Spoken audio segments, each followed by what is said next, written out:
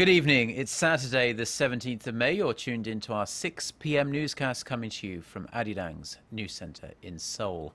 Our top story this evening. More than 1 month has now passed since the Sewol-ho ferry, packed with hundreds of mostly young high school students, capsized off Korea's southwestern coast. The search operations continue on this Saturday, the 32nd day of rescue efforts. Earlier today, divers recovered from the 4th floor of the sunken vessel one more body, presumed to be that of a male Danwon High School student. The number of people who remain unaccounted for now stands at 19. 285 are confirmed dead. Weather conditions around the accident site off Jindo Island have been favourable, with only light winds and calm seas. However, as sea currents in the area are still pretty fast, search operations were limited to certain time windows and focused on the 4th floor cabins and 3rd floor kitchen. Meanwhile, 12 new private divers and a new barge were put into operation earlier in the day. Turning now to the criminal probe into what caused the sinking, and the head of the shadowy family network that owned the Sewol-ho ferry is the focus of the investigation after he ignored a summons to appear for questioning on Friday. Yoo Byungeon is presumed to be hiding inside a compound run by his religious cult. Park Ji-won reports. The ongoing investigation is now focusing on the de facto owner of the sunken ferry operator, Yoo Byungeon. The 73-year-old is suspected of malpractice, tax evasion, and the embezzlement of millions of dollars from company affiliates owned by him and direct members of his family. This includes the operator of the Sewol-ho ferry, Chung Hae-jin Marine Company. Huge sums of money from the death-stricken ferry operators' revenues went straight to the Yoo family's pockets without any clear reason. Prosecutors suspect this could have been one of the reasons why the ferry operator failed to invest enough money on safety and personnel management, which ultimately led the ferry to sink. As Yoo Byungeon ignored prosecutors' summons Friday, investigators have requested a warrant for his arrest. Prosecutors are not yet considering how to bring him in forcefully. Instead, they are waiting to see whether he will voluntarily show up for a court hearing scheduled on Tuesday to determine the arrest warrant's validity. If Yoo doesn't show up on Tuesday, a warrant for his arrest will almost certainly be issued. Yoo Byungeon is believed to be holed up inside his religious compound in Anseong, Gyeonggi-do Province. Around 1,000 members of Yoo's cult have surrounded the estate in protest of ongoing investigation. 2,000 more are expected to arrive at the site to attend its weekend service. Authorities are worried they will try and act as a human shield in an attempt to try and prevent officers from forcefully gaining access to the compound sometime next week. Park Ji-won, ARIRANG News.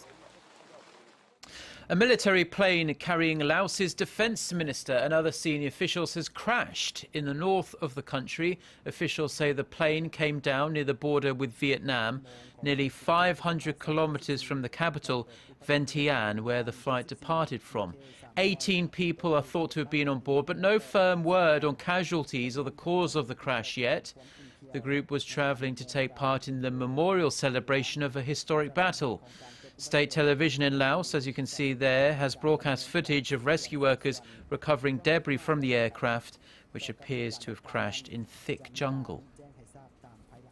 Now, it's been a staggering undertaking in the world's biggest democracy. After 5 weeks of voting and more than 500 million ballots counted, India now has a new government. The victory by the Bharatiya Janata Party and its leader Narendra Modi had been widely predicted, but what hadn't was the scale of the landslide. With almost all seats declared, Modi's BJP looks set to win 282 seats, 10 more than the majority required to rule. With its allied parties, it's heading for a tally of around 337. Modi's party has the first outright majority for a single party in 3 decades, and it represents a seismic political shift in India. Outgoing Prime Minister Manmohan Singh has resigned to make way for the formation of the government, which will come next week. Anti-government demonstrations have subsided in Vietnam, but the US government is calling on Beijing to stop its dangerous and provocative actions in the region. The protests erupted earlier in the week when China parked an oil rig in a part of the South China Sea claimed by Vietnam.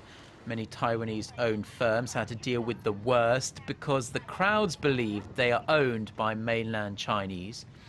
There have been no reports of fresh violence for the last 36 hours or so after the Vietnamese Prime Minister called on police and local authorities to restore order and ensure the safety of people and property in the affected areas.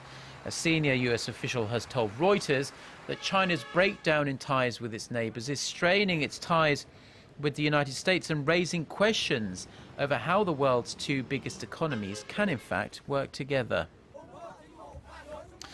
Now, in some economic news, and the patent war rages on between Samsung and Apple, but the US-based iPhone maker has called a truce with Google's Motorola Mobility unit. In a joint statement Friday, the two tech giants said they had agreed to dismiss lawsuits they had brought against each other over patents, and they would work together in, quote, some areas of patent reform.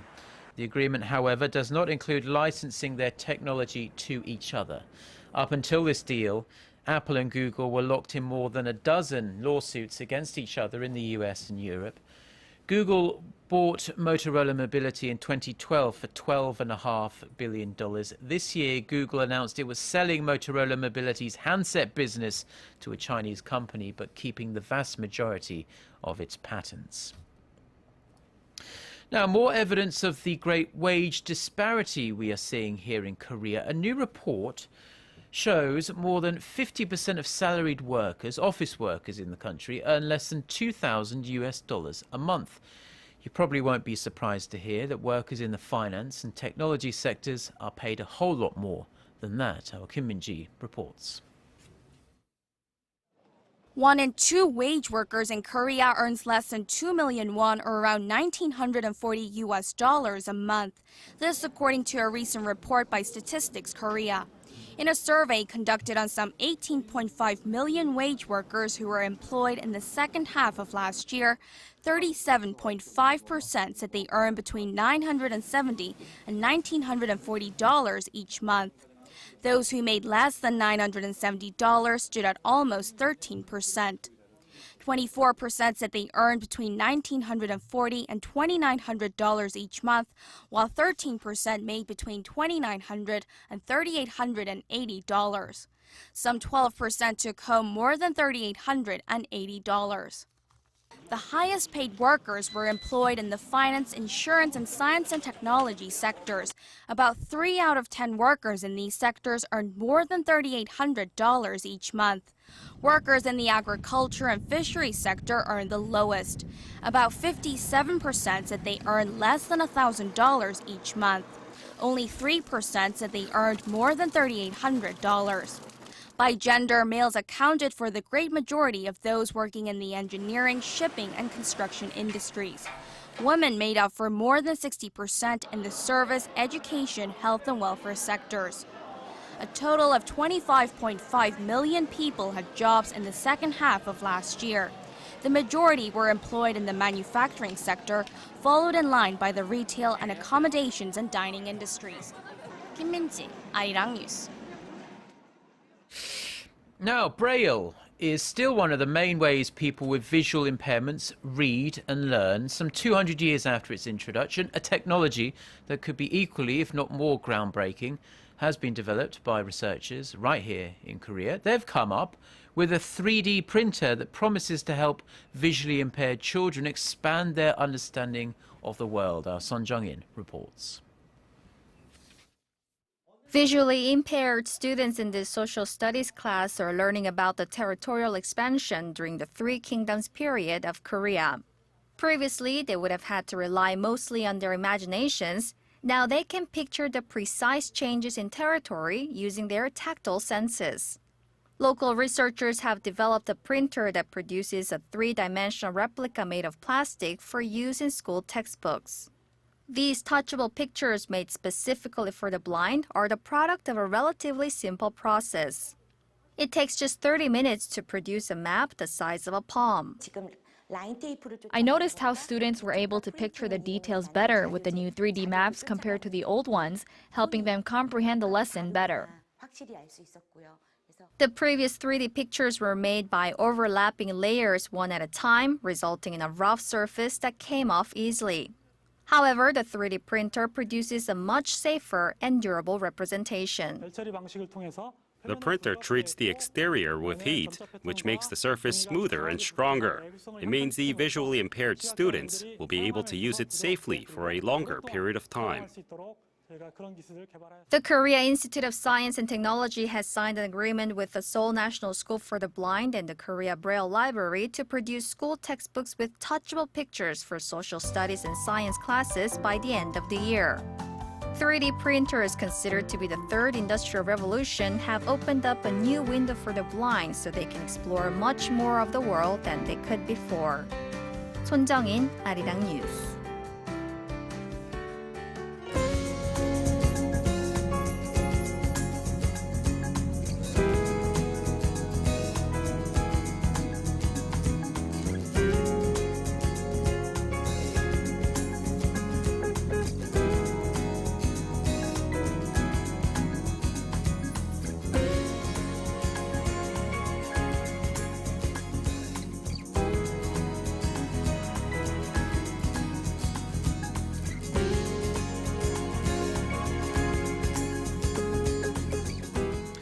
And that's all for now. Enjoy the rest of your evening. We'll be back for our next newscast at 10 p.m. Korea time.